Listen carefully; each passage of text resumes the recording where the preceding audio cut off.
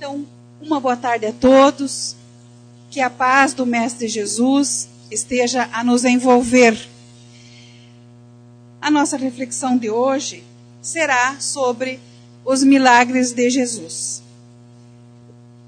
O que eram esses milagres, senão efeitos naturais, cujas causas os homens de então desconheciam, mas que hoje, em grande parte, se explicam e pelo estudo do espiritismo e do magnetismo se tornarão completamente compreensíveis. É uma citação que está no Evangelho segundo o Espiritismo, no capítulo 19, no item 12. Até hoje, muitas pessoas, muitos de nós, ainda acreditam em milagres. Tanto é que quando alguma coisa acontece para nós, que nós não sabemos a causa, nós dizemos assim, foi um milagre, né? Quando a gente se salva de algum acidente, quando a gente, ou o acidente ocorre e a gente se machuca bem pouquinho, a gente diz assim, foi um milagre, né? Então nós vamos ver, será que existem milagres? Será que Jesus fez milagre? Todas as curas que ele fez. O milagre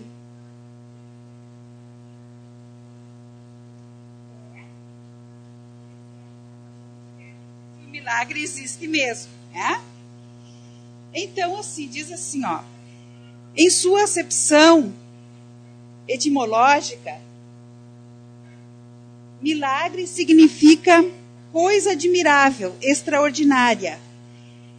Em seu sentido usual, a palavra perdeu o sentido original, passando a designar algo sobrenatural, que derroga as leis divinas. Mas Deus não revoga suas leis, pois sendo elas perfeitas, não há motivo para alterá-las. Deus não muda suas leis aos nossos caprichos. Então, mas e aquilo que Jesus fez? As curas, as pessoas não entendiam, porque alguns eram curados, outros não. Então nós vamos compreender. Jesus também não fez milagres no sentido usual, não derrogou as leis divinas. Ele fez, sim, as coisas admiráveis, mas que pertencem à ordem dos fenômenos psíquicos. Sendo um espírito de grande evolução, conhecia e utilizava os bons fluidos para curar. Aqui já começa a nos clarear, né? Que Jesus, né, possuía a mais alta hierarquia espiritual. Então, ele tinha condições de fazer as curas que ele fez.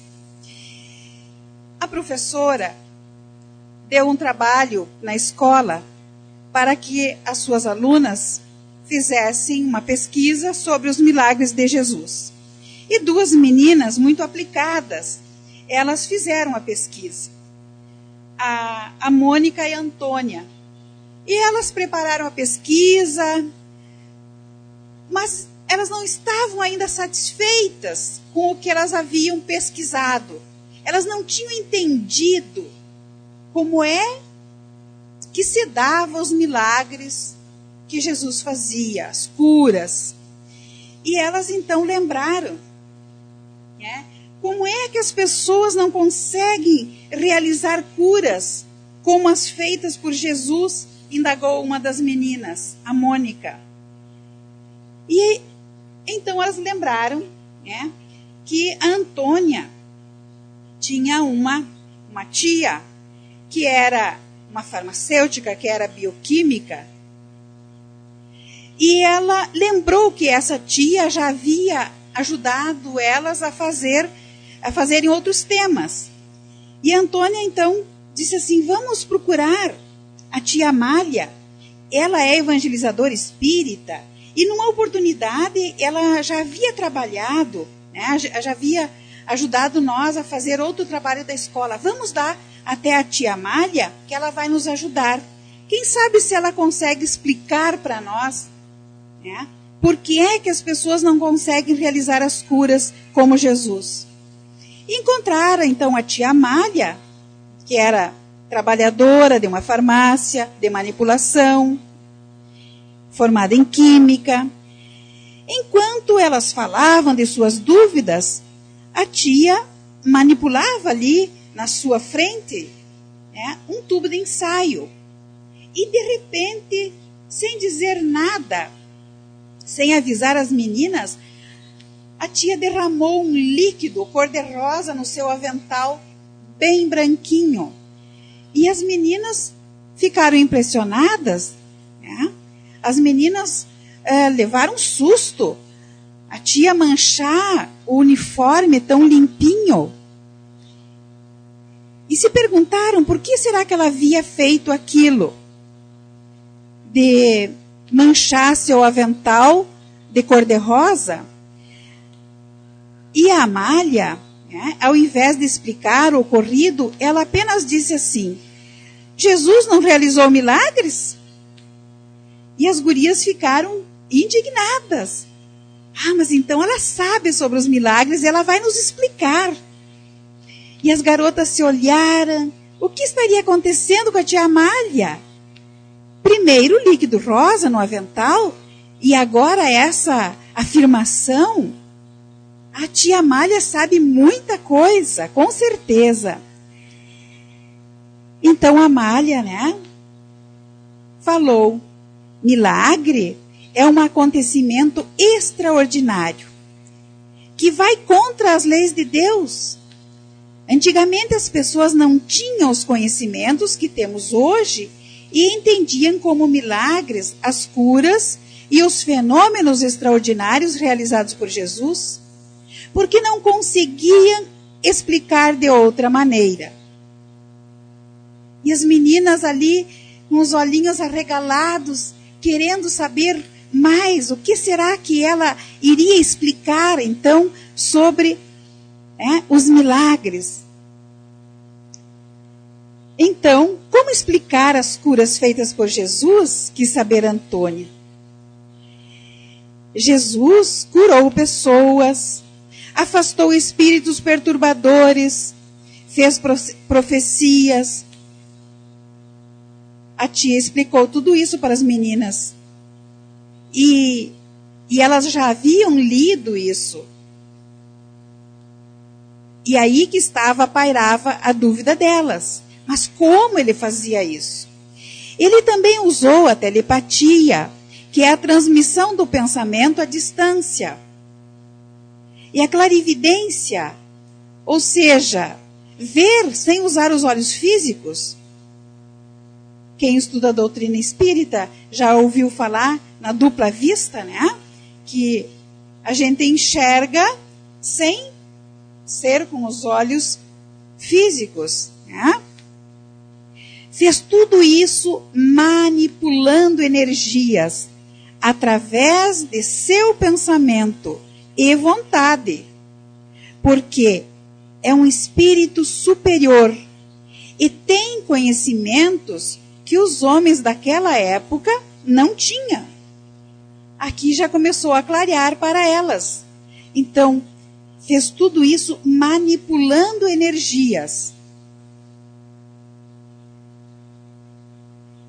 As meninas ouviram atentamente e a tia Amália continuou. Ele realizava esses efeitos para ajudar as pessoas e para que elas compreendessem que ele tinha uma missão muito especial, que era divulgar o amor e a caridade. No entanto, para merecer a cura, era necessário ter fé e disposição para se melhorar. Por isso Jesus dizia: tua fé te salvou. Aqui já começa a clarear para nós que nós temos que ter algumas condições para sermos merecedores da cura. temos que merecer a cura. Temos que ter fé e disposição para se melhorar. Temos 3 itens que nós vamos analisar. Temos que merecer, temos que ter fé e disposição para nos melhorar. Jesus, quando ele fez a cura dos 10 leprosos, do cego, da mulher que sofria de hemorragia, ele nunca disse assim, eu te curei. Ele sempre disse, a tua fé te curou. Então, vai depender da nossa fé. Nesse momento, a Mônica olhou para o avental da tia Amália, né? Para espanto das meninas, a mancha rosa havia sumido. E elas, como? Aconteceu ali um milagre na frente dos olhos delas? Não, não é um milagre, não. Foi logo explicando a tia Amália. É apenas algo que vocês não sabem explicar. Viram como é fácil chamar de milagre? O que não compreendemos, o líquido que derramei era uma mistura de determinados componentes químicos em certa dosagem, que quando secam, evaporam, desaparecendo a mancha colorida. Legal, disseram as meninas, felizes, porque já estava começando a clarear para elas o que era os tais de milagres. Beijaram a tia, agradecendo a lição, e quando retomaram o trabalho da escola, mudaram o título. Sabe que título elas deram para o trabalho? Ao invés de ser Os Milagres de Jesus, elas colocaram o título Jesus não fazia milagres. Por que Jesus não fazia milagres? Aqui nos explicou. Jesus manipulava fluidos que estão na natureza, à disposição de todos nós, à disposição de todo ser humano. Mas para que a gente seja merecedor da cura de alguma enfermidade, nós temos aqueles 3 itens para observarmos na nossa vida, que é o merecimento. Como que eu vou saber se eu tenho merecimento ou não? Aí é aquele exame que nós temos que fazer a respeito de nós mesmos, nos conhecendo. Quem eu sou? Quais são as minhas atitudes diante da vida? Como que eu me relaciono no mundo? Eu já estou inteirada de quem eu sou, dos meus sentimentos, das virtudes que eu estou trabalhando em mim? Se eu já estou combatendo todos aqueles vícios morais que atrapalham o meu desenvolvimento espiritual, o meu equilíbrio emocional? Então, nós mesmos podemos fazer uma análise de como nós estamos nos comportando. E podemos, então, analisar e avaliar se nós somos merecedores, né, da cura. Será que é possível eu pedir para Jesus, para Deus, né, me livrar desta ou daquela doença? Mas se eu não faço nada para me melhorar, se eu não zelo pela minha vida, pela minha saúde, será que eu posso exigir, eu posso pedir isso? É a mesma coisa. Ontem eu machuquei, né? Eu sofri um acidente e machuquei meu braço, né? Não bastou eu ir lá e pedir para o doutor me tirar a dor do meu braço, porque eu fui negligente. Eu subi numa cadeira, né? Sabe que eu sou pesadinha, subi numa cadeira, escorreguei, né? Quer dizer, a dor era consequência natural da machucadura. Então, eu teria que agora esperar, então, passar, tomar o remédio, passar, né? Não foi me negado tirar a minha dor. Por quê? O médico aplicou o remédio e eu, né, tirou a dor. A cura agora eu tenho que dar tempo ao tempo para que ocorra. Mas eu tenho que saber que eu negligenciei. Porque nós somos avisados que não devemos usar tapetes, que não devemos usar, subir em cadeiras, né? E a gente vai avançando na idade, nós não temos o mesmo reflexo de quando eu tinha 15 anos. Então eu fui negligente. Eu não posso querer, né, que agora alguém, meu anjo da guarda, Jesus, Deus, me faça um milagre e me tire a dor. Eu tenho que reconhecer que eu, né, não me comportei adequadamente. Bom, mas então, esse é o merecimento. Nós temos que nos conhecer, nós temos que fazer uma análise da nossa conduta, do nosso comportamento, dos nossos sentimentos, e assim nós já vamos nós mesmos avaliar se nós somos merecedores ou não. Mas também nós temos que ter fé. E como é que é a nossa fé? Ainda, um dia nós teremos uma fé robusta. Nós até temos fé já, num grau bem limitado. Porque a gente tem fé quando as coisas estão tudo bem. Mas de repente acontece alguma coisa, né? E a gente já vacila. Então nós não temos uma fé robusta ainda. Nós, muitas vezes, acreditamos muito mais nas coisas materiais, né, do que numa fé realmente, uma fé robusta, uma fé em Deus, no seu amor, na sua justiça. Nós temos ainda bastante dificuldade para termos essa fé de não mudar nunca de ideia, né? De ter aquela fé convicta que Deus existe, que Deus é bom, que Deus é justo, que Deus é todo amor e bondade.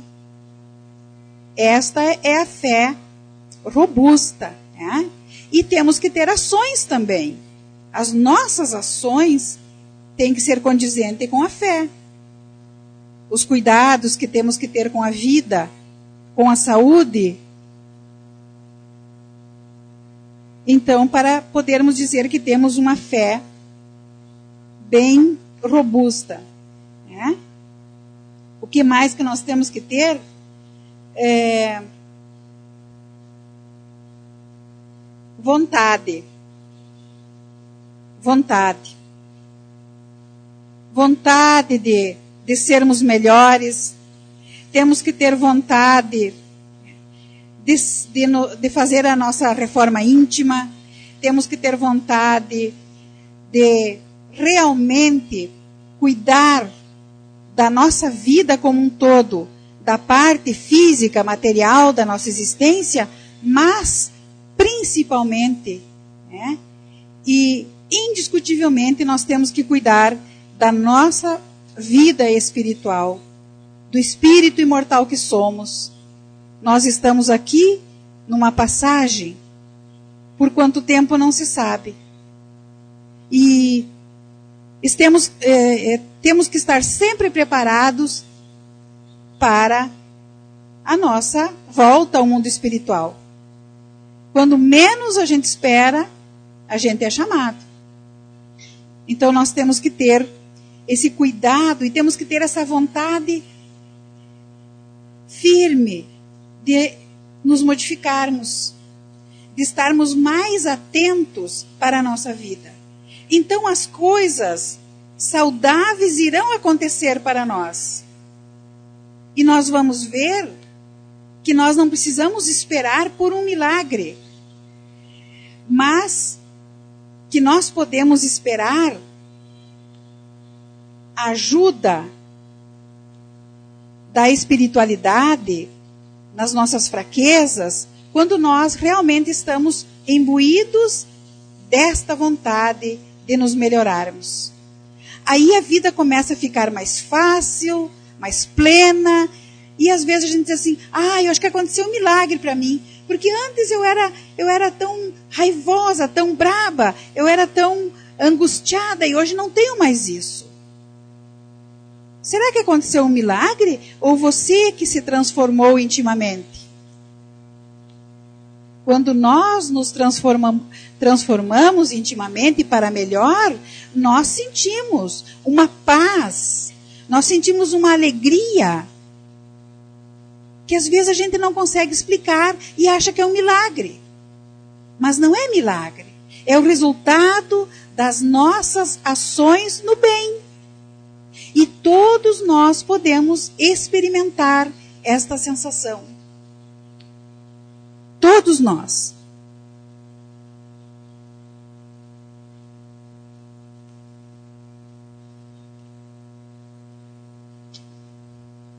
Milagres, devido a acontecimentos inexplicáveis, na história havia muitas crenças, na existência de milagres, devido a esses acontecimentos inexplicáveis. Muitas pessoas descobriram ou recuperaram a fé após a realização do que parecia impossível aos seus recursos materiais. Os denominados milagres de Jesus desafiam até hoje as explicações científicas e fascinam a todos devido à grandeza de seus atos em benefício do planeta. Mas para a doutrina espírita, milagres não existem, pois nada foge às leis naturais. No livro A Gênese, tem várias histórias das curas de Jesus, que ressalta que os fenômenos nos quais o elemento espiritual tem parte preponderante não podem ser explicados apenas pelas leis da matéria. E talvez o grande desafio ainda hoje seja desvendar o que os milagres significam e o que pode ensinar sobre a vida e a perfeição divina.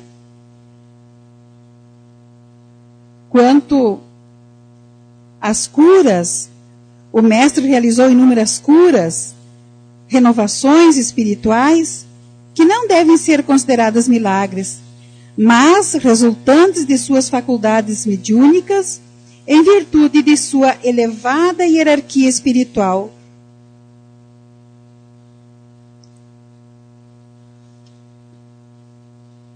O Cristo, como Espírito puro, agia como médium de Deus, utilizando amor, sabedoria, bondade e conhecimento das leis de Deus como instrumento de cura.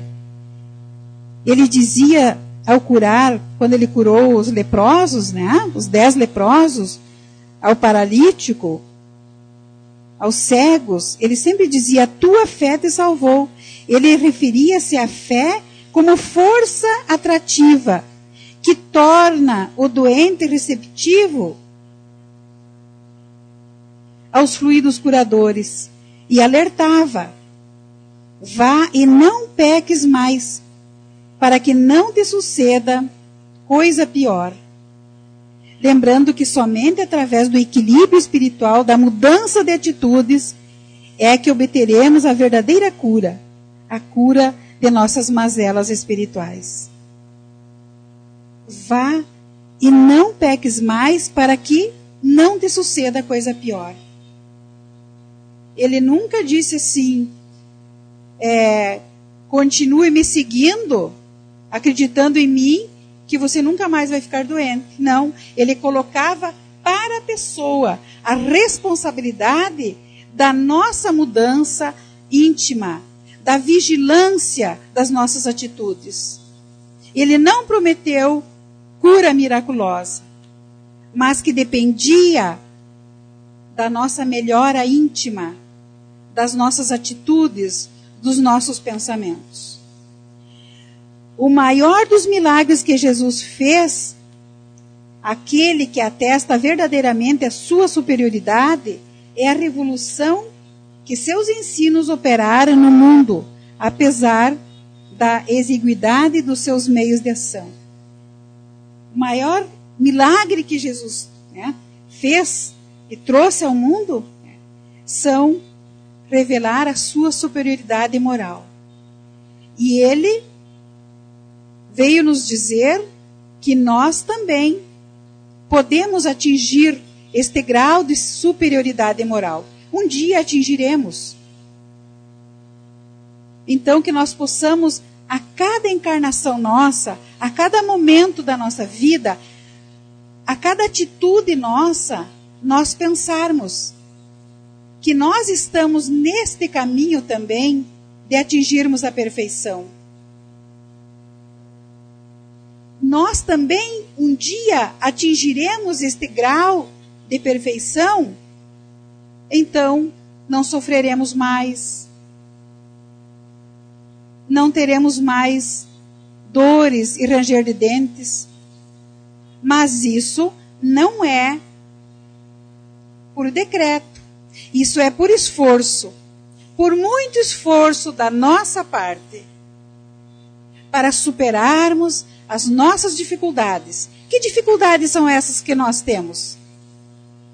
A descrença, a falta de amor, a falta de paciência, a falta de caridade, a falta de amor, muitas vezes para nós mesmos e para o nosso próximo. Então, por isso nós podemos perceber que é possível a gente modificar essa situação, nos empenhando, fazendo disso que nós estamos aprendendo, que nós estamos ouvindo, que nós estamos lendo, que a gente tem oportunidade, tem um jornalzinho que nos informa, tem a livraria que tem um material riquíssimo para empréstimo, tem outros livros que a gente pode adquirir através da compra, né? São todos material que podem nos ajudar a compreendermos melhor a vida, a fazermos essa mudança que nós precisamos. Que essas palavras que nós estamos ouvindo hoje, que não sejam assim só para fazer eco nesse instante nos meus ouvidos, mas que sejam de valor para que eu possa fazer a minha transformação moral, buscar a espiritualização, a minha autoespiritualização, essa força, essa energia que está à disposição de todos nós. Mas para isso, nós temos que querer. Temos que ter vontade para fazer essa mudança. Então, nós não vamos mais achar, quando a gente recebe uma graça, por Deus ter nos enviado uma graça, de ter acontecido uma cura, ou ter alguma coisa boa que aconteceu na nossa vida, que nós saibamos que foi pelo nosso esforço, que Deus não é imparcial, porque se Ele fizesse um milagre para mim, Ele teria que fazer para todos. E Deus e Jesus, eles não são imparciais. Nós todos temos a mesma disposição e a mesma possibilidade de sermos curados, de alcançar graças, sim, mas dependendo sempre do nosso esforço, das mudanças de hábitos mais saudáveis. E assim, então, que essas palavras, que nós então possamos agora entender que não existem milagres. mas existe esforço, existe vontade para sermos melhor.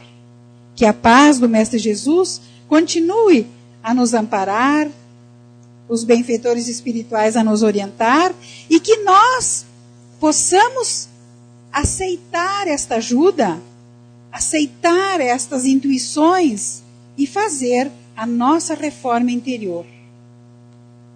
Obrigado pela atenção e uma boa tarde.